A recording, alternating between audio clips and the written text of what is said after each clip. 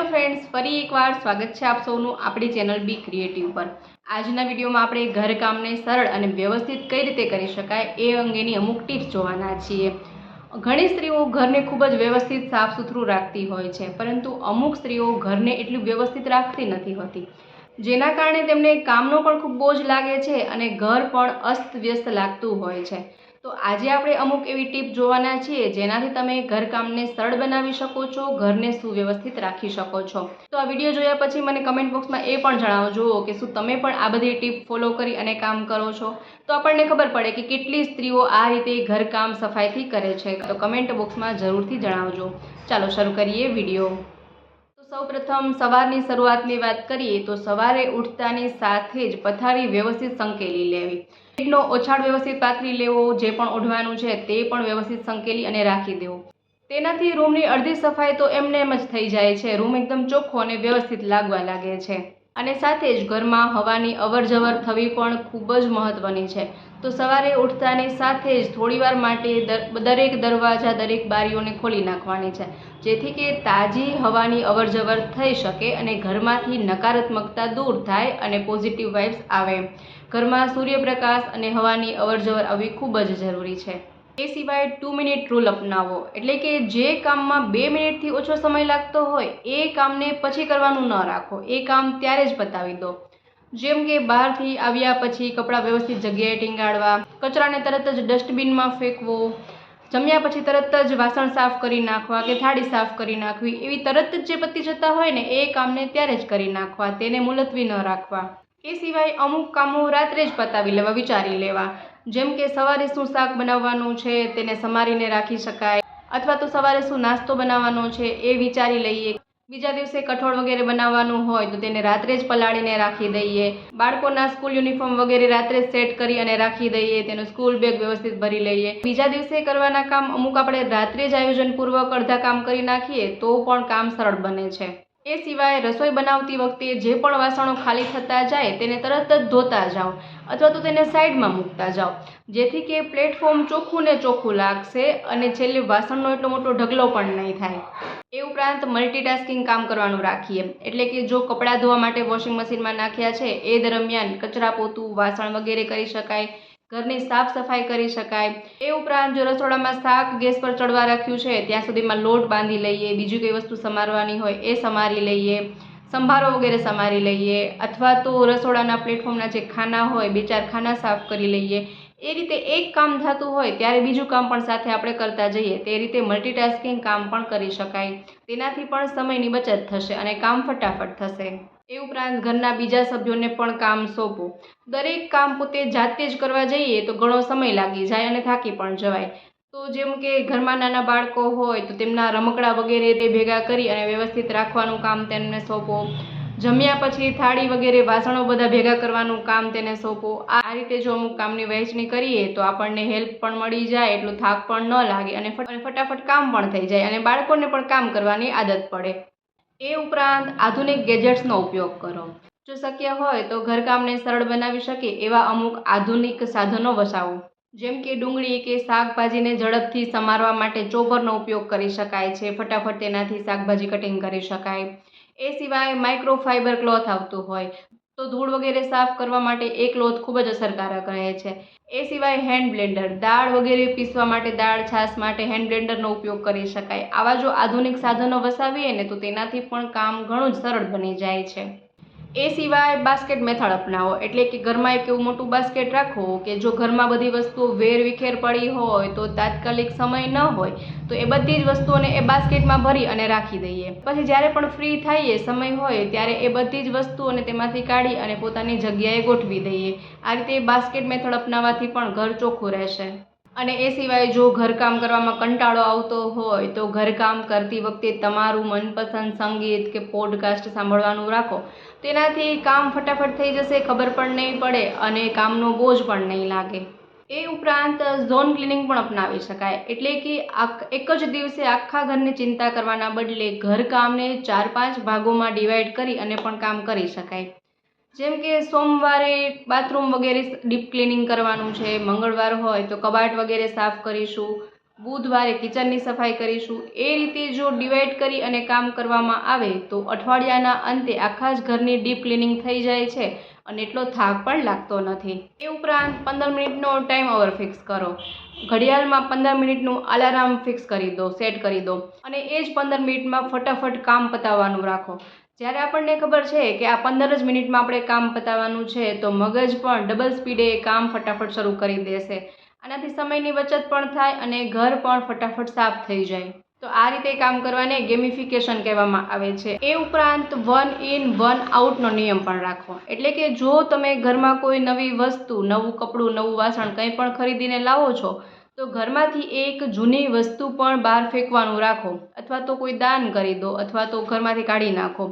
તેનાથી ઘરમાં વધારે પડતો સામાન ભેગો નહીં થાય. તો આ રીતે ઘરમાં વધારાનો સામાન ભેગો ન થાય તો તેનાથી પણ સફાઈ સરળ બને છે. એ ઉપરાંત તમે રોબોટિક કે સ્માર્ટ ટૂલ્સમાં પણ ઇન્વેસ્ટ કરી શકો છો. જો બજેટ હોય તો આ નવી ટેકનોલોજી તમારો કલાકોનો સમય બચાવી શકે છે. જેમ કે રોબોટ વેક્યુમ ક્લીનર. તમે સૂતા હોય કે ઘરની બહાર હોય તો પણ તે પોતાને મેળે જ ઘરમાં કચરા પોતું કરી નાખશે. એ સિવાય એર ફ્રાયર વસાવી શકાય તો રસોડામાં તેલ વગેરેના ડાઘ ઓછા પડશે અને ઊભા રહીને તળવાની સમસ્યા પણ નીકળી જશે. એ સિવાય ડિશવોશર વસાવી શકાય. જેઓને વાસણ સાફ કરવામાં ખૂબ જ કંટાળો આવતો હોય તો ડિશવોશરથી વાસણ પણ સાફ થઈ જાય. એ સિવાય સિંકની સફાઈ. રાત્રે સૂતા પહેલાં સિંકને ખાલી કરી નાખો અને કોરી કરી નાખો. જ્યારે તમે ઉઠતાની સાથે જ સવારે ચમકતી સિંક જોશો તો તેનાથી તમારા દિવસની શરૂઆત પણ પોઝિટિવ થશે અને તમે 50% ઓછા સમયમાં રસોઈ પણ ફટાફટ બનાવી શકશો. એ ઉપરાંત જો ઘરમાં કરોળિયાની ઝાડ વગેરે થઈ જતું હોય તો દર વખતે છત વગેરે સાફ કરવાના બદલે પંખા પર, ઘરના ખૂણાઓ પર, છત પર એન્ટીસેપ્ટિક સ્પ્રે અથવા તો માઇલ્ડ કન્ડિશનર હોય તેમાં પાણી મિક્સ કરી અને તે સ્પ્રે છાંટવું. તેનાથી તે પંખા વગેરે પર ધૂળ વગેરે જામશે નહીં અને કરોળિયાની ઝાડ વગેરે પણ થશે નહીં. હવે વાત કરીએ રસોડાના પ્લેટફોર્મ અને ટાઇલ્સની સાફ સફાઈની. તો રસોડાના પ્લેટફોર્મ પર અવારનવાર તેલ મસાલાના ડાઘ પડી જતા હોય છે. તો આ ડાઘ કાઢવા માટે થોડું પાણી નવસેકું ગરમ કરી તેમાં થોડું લિક્વિડ સોપ મિક્સ કરીએ અને થોડું લીંબુનો રસ મિક્સ કરવાનો છે. હવે તેના વડે જો પ્લેટફોર્મ સાફ કરવામાં આવે તો પ્લેટફોર્મ એકદમ ચોખ્ખું થઈ જશે. અને જો પ્લેટફોર્મ કે ટાઇલ્સ પર ચિકાસવાળું પડ જામી ગયું હોય તો થોડો બેકિંગ સોડા અને થોડું પાણી મિક્સ કરી અને પેસ્ટ બનાવવાની છે. હવે આ પેસ્ટને એ ચિકાસવાળી જગ્યા પર 15 થી 20 મિનિટ સુધી એમ રહેવા દઈએ. ત્યાર પછી તેને ઘસી અને સાફ કરવાથી ચિકાસ ગમે તેટલી ચિકાસ હશે તો પણ ચાલી જશે અને પ્લેટફોર્મ કે ટાઇલ્સ એકદમ નવા જેવી બની જશે. અને સાથે જ આપણે રસોડામાં જે મસોતા વગેરે કપડાનો ઉપયોગ કરતા હોય અને તે પણ તેલ મસાલાના કારણે ચીકણા અને ગંદા થઈ જતા હોય છે. તો આવા મસોતાને કઈ રીતે સાફ કરવાના છે તો તેના માટે પણ થોડું પાણી ગરમ કરી તેમાં લીંબુની જે છાલ હોય, લીંબુના જે છોતરા હોય તે મિક્સ કરી દેવાના છે અને તેમાં થોડોક વોશિંગ પાવડર, કપડાં ધોવાનો પાવડર છે તે ઉમેરીએ. વોશિંગ પાવડર, લીંબુના છોતરા પાણીમાં મિક્સ કરી તેને પાણીને થોડું ગરમ કરી અને તે પાણીમાં 10 મિનિટ સુધી મસોતા વગેરે રસોડાના જે પણ કપડાં છે તેને પલાળીને રાખી દેવાના છે. 10 મિનિટ બાદ તેને સરસ રીતે વોશ કરી નાખવાના. તો તમે જોઈ શકશો કે રસોડાના એ જે મસોતા વગેરે છે તે ગમે તેટલા ગંદા કે ચિકાસવાળા હશે તો પણ એકદમ સરસ સાફ સુથરા નવા જેવા બની જશે. અને એ સિવાય ઘરની ખૂણાવાળી બધી જગ્યાઓ પણ સાફ સૂફ રાખવી ખૂબ જ જરૂરી છે. રોજ ન સાફ કરી શકીએ તો અઠવાડિયામાં એક વખત સોફાની પાછળ, કબાટની ઉપર એ બધી જ જગ્યા પણ વાળી ચોળી અને સાફ રાખવી ખૂબ જ જરૂરી છે. એ સિવાય વાત કરીએ તો જ્યારે કપડાં ધોઈ નાખીએ તેને સૂકવી દઈએ. સુકાઈ ગયેલા કપડાં જ્યારે દોરી પરથી ઉપાડીએ તો તરત જ ઘડી વાળી અને કબાટમાં મૂકી દેવા જોઈએ. અને એ કપડાનો જો ઢગલો કરી અને રાખી દઈએ કે પછી સંકેલીશું તો એ કામ વધી જાય છે. તો જ્યારે દોરી પરથી કપડાં ઉતારીએ ત્યારે જ તરત જ તેને ઘડી કરી અને કબાટમાં મૂકી દેવા જોઈએ. તેથી કામ પણ થઈ જશે અને સમયની પણ બચત થઈ જશે. અને હા, કપડાં ધોવામાં પણ એક વાતનું ધ્યાન રાખવાનું છે કે અલગ અલગ કપડાં ધોવા જોઈએ. સફેદ કપડાં અને રંગીન કપડાંને ક્યારેય સાથે ન ધોવા જોઈએ. નહીંતર ઘણી વખત એવું બને કે જે રંગીન કપડામાંથી કલર ઉતરતો હોય તે સફેદ કપડાં પર ડાઘ લાગી જાય અને સફેદ કપડાં પણ બગડી જાય છે. તો હંમેશા એ વાત યાદ જ રાખવાની છે કે જ્યારે પણ સફેદ કપડાં ધોવાના હોય તો એને અલગ કરીને જ ધોવા જોઈએ.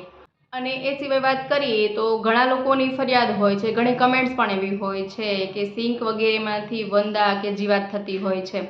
તો આવું ન બને એ માટે શું કરવું જોઈએ?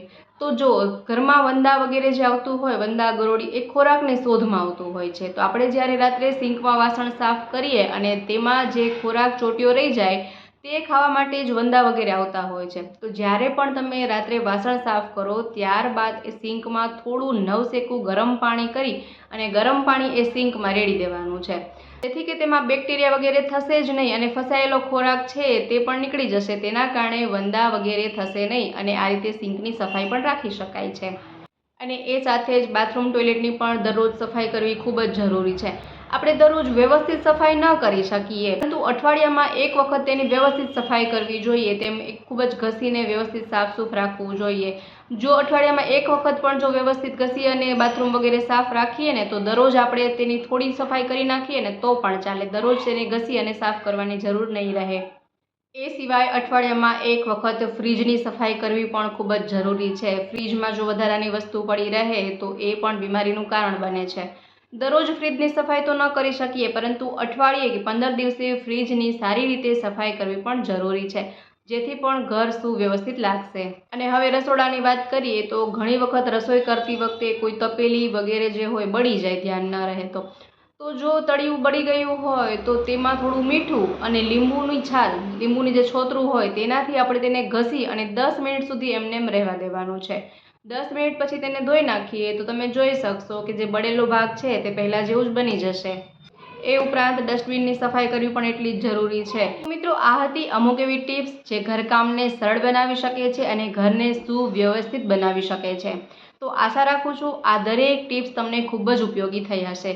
શું તમે પણ આ જ પદ્ધતિથી ઘરકામ કરો છો? મને કમેન્ટ બોક્સમાં કમેન્ટ કરી જરૂરથી જણાવજો. સાથે જ વિડીયો પસંદ આવ્યો હોય તો વિડીયોને લાઇક કરજો. દરેક મિત્રો સાથે આ વિડીયોને જરૂરથી શેર કરજો. સાથે જ આવા અવનવા વિડીયોઝ જોવા માટે ચેનલ પર નવા હોય, પહેલીવાર ચેનલ પર વિઝિટ કરી રહ્યા હોય તો ચેનલને સબસ્ક્રાઈબ પણ જરૂરથી કરજો. ફરી મળીએ નવા વિડીયોમાં નવા જ આઈડિયાઝ સાથે. ત્યાં સુધી જોતા રહેજો આપણી ચેનલ બી ક્રિએટિવ.